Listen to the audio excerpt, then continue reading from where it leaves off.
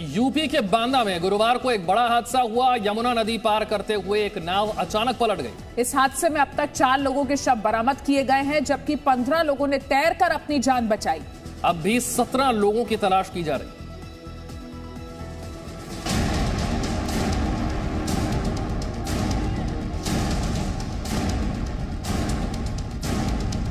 गुरुवार को यूपी बांदा जिले में राखी का त्योहार उस समय मातम में बदल गया जब सवारियों से भरी एक नाव यमुना की तेज धार में पलट गई। बताया जा रहा है कि नाव में क्षमता से अधिक लोग सवार थे और बीच धार में पहुंचने के बाद नाव का संतुलन बिगड़ गया था। तस्वीरों में नदी के तेज बहाव को देखकर आप समझ सकते हैं कि 35 लोगों से भरी नाव को एक से दूसरे किनारे पर ले जाने में कितनी मुश्किल होगी। हादसे में अब तक 4 लोगों के शव बरामद किए गए हैं, जिनमें 2 महिलाएं और एक बच्चा भी शामिल है। सीएम योगी आदित्यनाथ ने दुख जताया है। मुख्यमंत्री ने जिलाधिकारी, डीआईजी, एनडीआरएफ और एसडीआरएफ की टीम को ये जेवर के लिए पति के साथ झगड़ा नहीं करती, बल्कि खुद जेवर बनाकर बेचकर महीनों तक लाखों की कमाई करती हैं।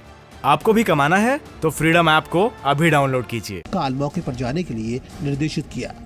ये जिलाधिकारी, एसपी, डीआईजी, कमिश्नर सभी अधिकारियों को तुरंत मौके पर जाने के लिए मुख्यमंत्री जी ने आदेश दिया है। मरका घाट पर सभी लोग वहां पहुंचे हुए हैं। फतेहपुर साइड से और बांदा साइड से लाइट लगा दी गई है, एसडीआरएफ लगा दिया गया है, एनडीआरएफ भी लगा दी गई है।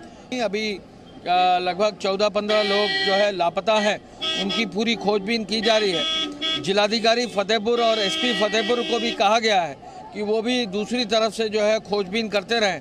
जो नाविक था उसको भी जो है पकड़ लिया है। ये हादसा गुरुवार को दोपहर करीब 3 बजे हुआ, जब कुछ महिलाएं रक्षाबंधन पर राखी बांधने के लिए नाव पर सवार होकर मायके जा रही थी।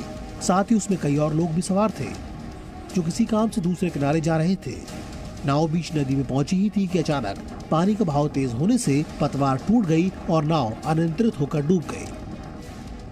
इस बीच नाव के डूबने से पहले का एक वीडियो भी सामने आया है, जिसमें देखा जा सकता है कि नाव बीच नदी में ही रुकी हुई है।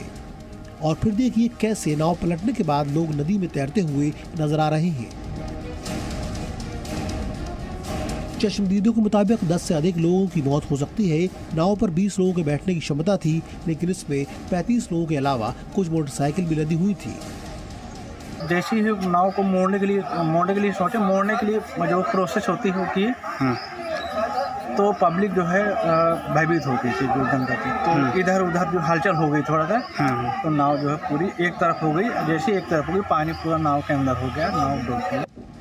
प्रयागराज से एसडीआरएफ की टीम भी घटनास्थल के लिए भेज दी गई है।